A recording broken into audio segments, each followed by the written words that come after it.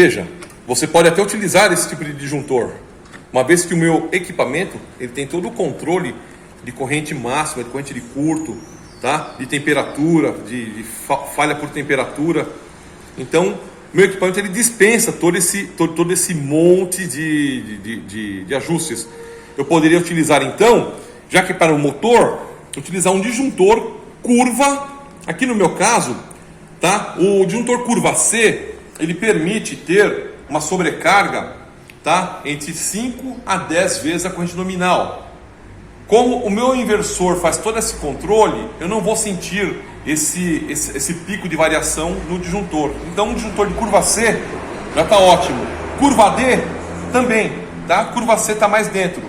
Agora, abaixo da curva C não é indicável porque, por exemplo, curva B, um disjuntor curva B, ele tem aí entre 1,5 a 2 vezes a corrente nominal. E muitas vezes, o meu inversor, eu preciso fazer uma partida imediata e esse pico pode ser sentido, inclusive, na alimentação. Então, eu tenho que saber fazer uma seletividade de proteções, tá certo? E isso vai depender da sua aplicação. Se sua aplicação trabalha com uma rampa suave ou não, tá ok? Bom, aqui na parte de baixo eu tenho os bornes de entrada de potência, L1, L2 ou L3, ou o famoso RST, que é a entrada das 3 fases de alimentação. Está saindo do meu disjuntor motor e vai entrar aqui para L1, L2, L3. Então procedemos à conexão, certo? Uma chave adequada.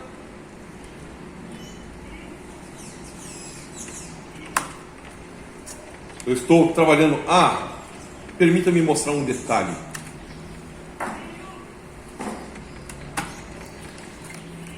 Os equipamentos, assim como disjuntores, né?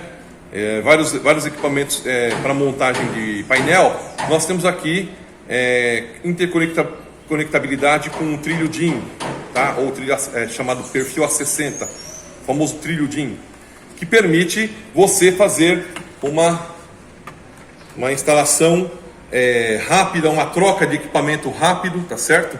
E permite ele ficar uma fixação segura dentro de um painel. Então estamos colocando aqui a primeira fase.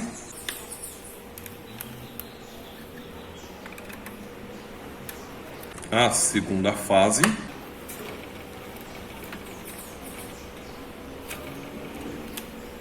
E a terceira fase.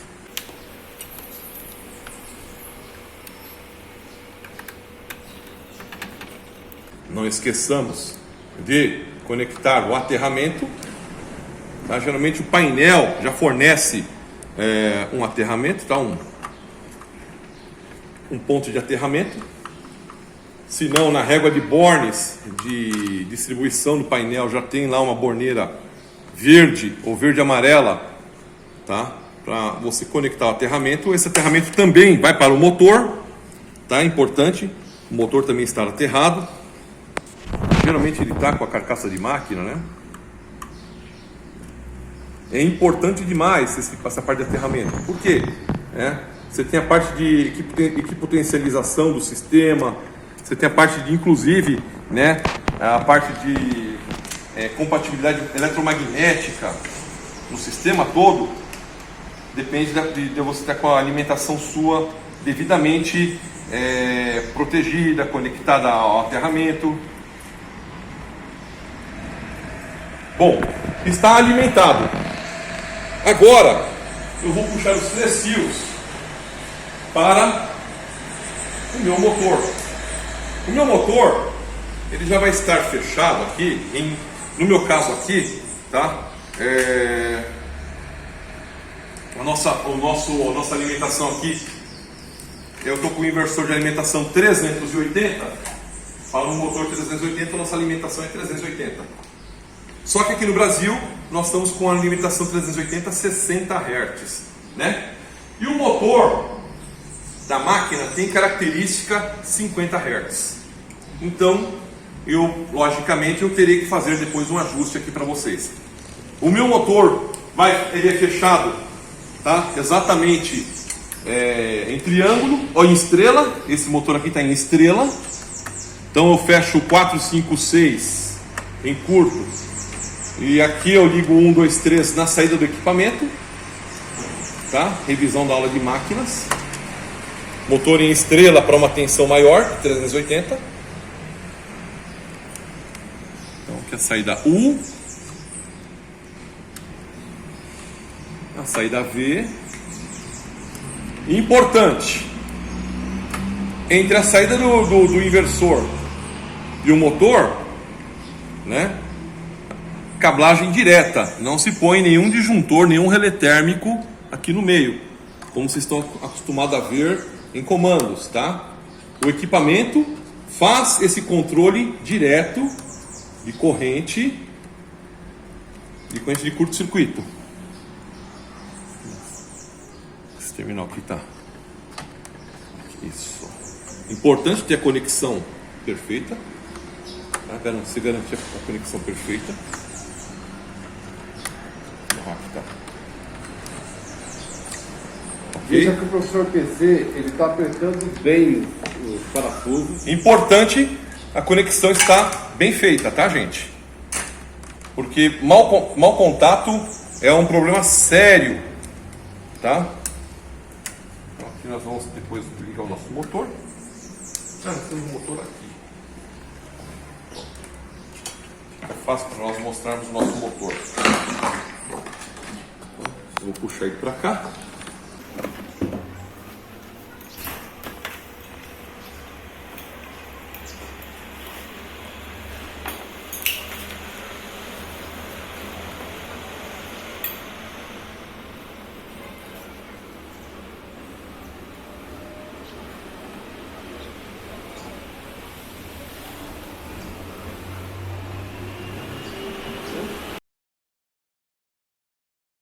O professor PC não assistiu a aula, a videoaula de ligação de motor, eu acho. Principalmente quando você tem faltando anilha, né? Aí fica difícil, né? Você tem aqui faltando anilha. 5, 6, imagina que isso aqui deve ser o 4. 1, isso aqui deve ser o 2, 3. Tá, pronto. Sem segredo, tá?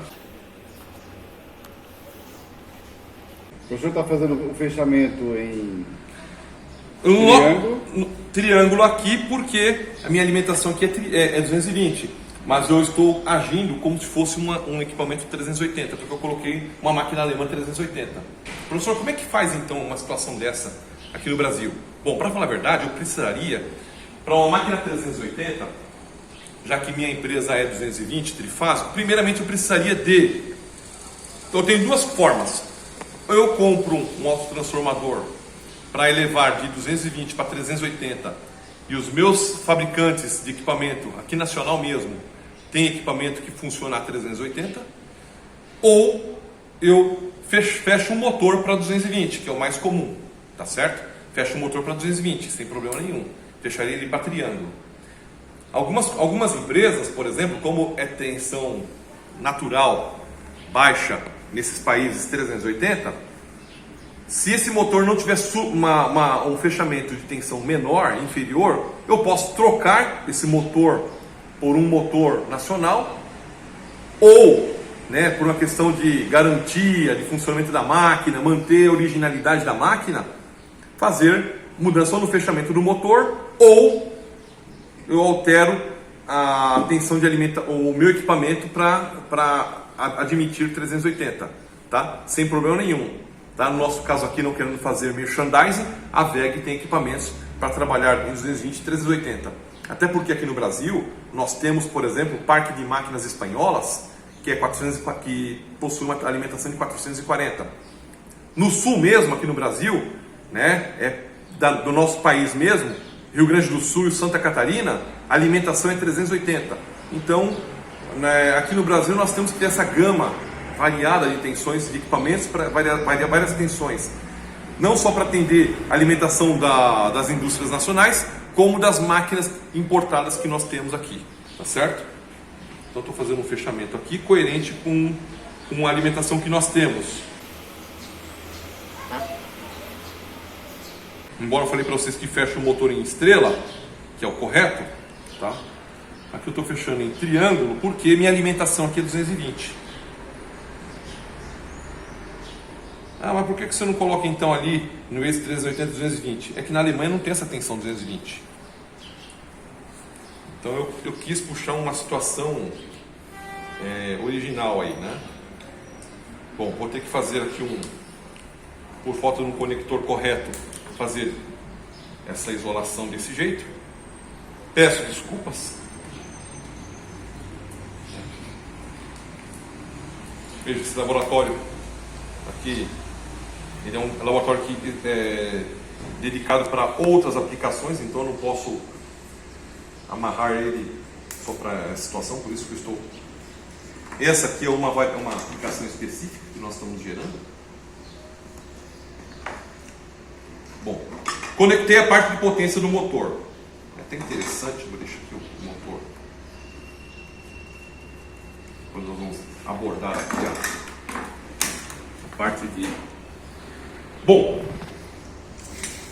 e agora eu vou conectar a minha aplicação, tá? Minhas botoeiras, minha chave seletora e o meu potenciômetro, que é quem vai fornecer a referência de velocidade para o inversor. Tá? Referência, o que é a referência? Referência é o seguinte: como eu tenho um sinal de 0 a 10 volts para ser aplicado numa entrada analógica, né? Analógica inputs, né? Uma entrada analógica, essa entrada analógica vai variar de 0 a 10 volts. Então eu vou ter um valor variável de 0 a 10 volts, vai variar de 0 até a máxima frequência que você parametrizar. Então, a sua frequência máxima vai atingir quando você tiver aqui no AI 10 volts. E se eu tiver 1 volt? Veja, 1 volt é 10% de 10. Ou seja, se você tem 10% dessa tensão, você também tem 10% da frequência máxima que você parametrizou no equipamento. Tá certo? Por isso que nós chamamos de referência. Então, seguindo, nós temos agora a borneira remota do nosso equipamento. Ok? Nós vamos então interligar o nosso potenciômetro. Eu sempre tenho por mente assim: você está olhando para o eixo do potenciômetro. Se você quer fazer uma variação, por exemplo, no sentido horário aumenta e no sentido anti-horário diminui, então eu vou escolher como referência 0, justamente olhando de frente esse terminal. Então aqui fica o 0. O 0 para mim, olhando lá no esquema, é o Borne 4, tá certo? Se eu for olhar aqui, é o Borne 4, que está na parte de baixo. Veja, uma coisa interessante: aqui em cima estão os bornes ímpares e aqui embaixo os bornes pares. Se você for olhar aqui na etiqueta do fabricante, ele te mostra, olha, conectores de cima ímpares, conectores de baixo pares, tá certo? Então borne 4 é par, é a parte de baixo. Então 2, 4. Então estou aqui no borne 4. Pegar essa referência de 0 volts, que é o comum. O terminal já foi devidamente limpado. O terminal do meio do potenciômetro é o cursor, onde eu vou colocar na entrada analógica, tá? Então o cursor fica aqui na entrada analógica, que é a minha parte variável, vai no borne 6.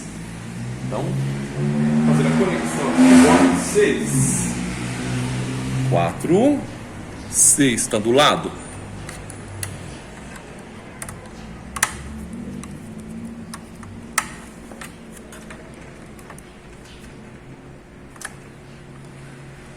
E o meu mais 10 volts, que o próprio inversor ele gera para mim,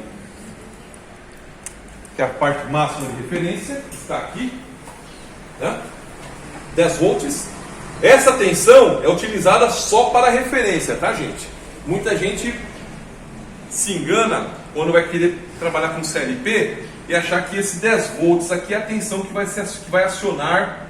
Não, essas entradas aqui você pode entrar com 24 volts.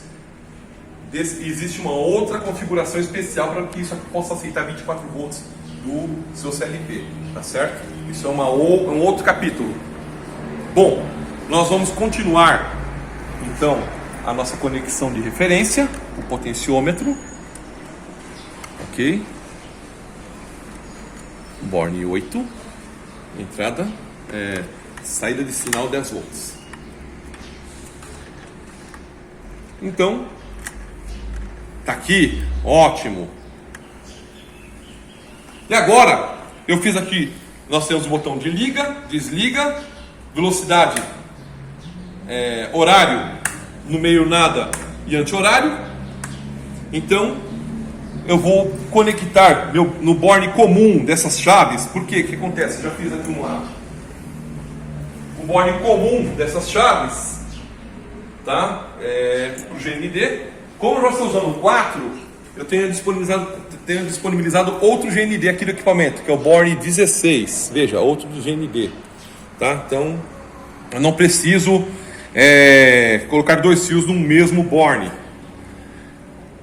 Eu tenho alocado um outro borne com a mesma função, GND 16, está aqui.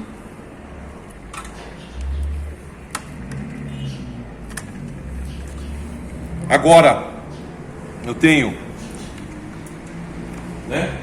um botão de desliga. Nós já previamente fizemos aqui uma identificação. Esse botão está aqui.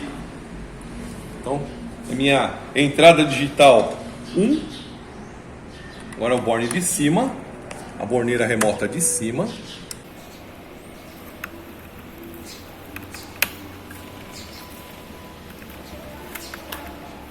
Eu tenho agora esse outro botão verde, liga. Veja, são tudo botões pulsantes, tá, gente? Aquilo é tudo botão pulsante. Vocês vão me falar, nossa, professor, mas se eu apertar o vermelho, quando voltar, ele volta a ficar fechado. Veja, gente, eu vou explicar uma situação para vocês que a VEG pensou, justamente numa aplicação para como se você estivesse utilizando simplesmente elementos de comando, tá certo? Pulsantes, inclusive. Você vai falar, e o contato de selo?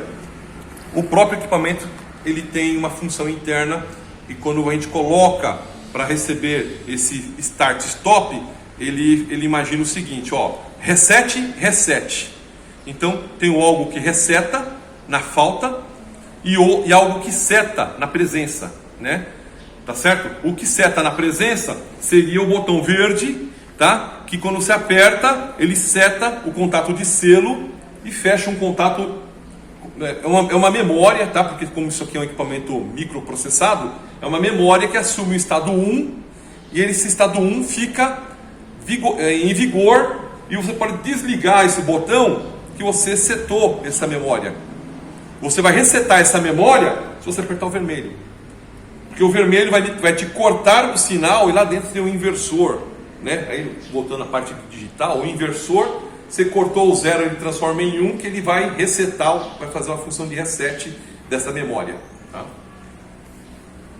Então, eu tenho aqui essas entradas. Agora eu tenho as chaves, vai ser uma loteria, mas sem problema, depois a gente analisa aqui. Posição 5 e 7, tá? Posição 1, 3, 5.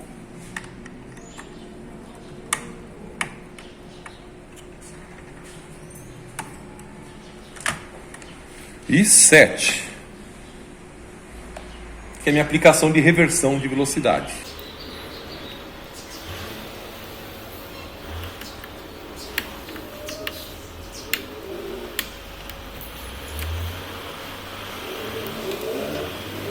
Pronto. Na íntegra, pessoal, eu tenho um recado para dar para vocês aqui, tá? Toda a fiação de controle e inclusive de velocidade, ela é dada numa fiação, a gente fala que é cabo manga, um cabo multivias, onde por fora você tem um shield, você tem uma blindagem, e essa blindagem é ligada no próprio GND. Mas para que é isso? Porque como você está entrando com sinais de controle de baixa tensão e baixa corrente para dentro do inversor, tá? Esse cabo pode estar na canaleta, por exemplo, tá aqui, ó, eu acabei de misturar com a canaleta de potência. Isso aqui podia estar na canaleta de potência de um sistema, de um circuito, um contator, alimentando um grupo de resistência de 10 kW. Cada vez que esse contator entra e sai, me dá um pico de corrente, né? Essa corrente que entra, né, inicial, serve como indução. Então é de bom grado que toda essa cablagem aqui ela seja feita com um material shieldado, né? A gente fala que é blindado, tá ok? Cabeamento blindado, principalmente o de velocidade, tá ok? Bom, feita a nossa instalação, nós vamos para a parte de preparação da configuração.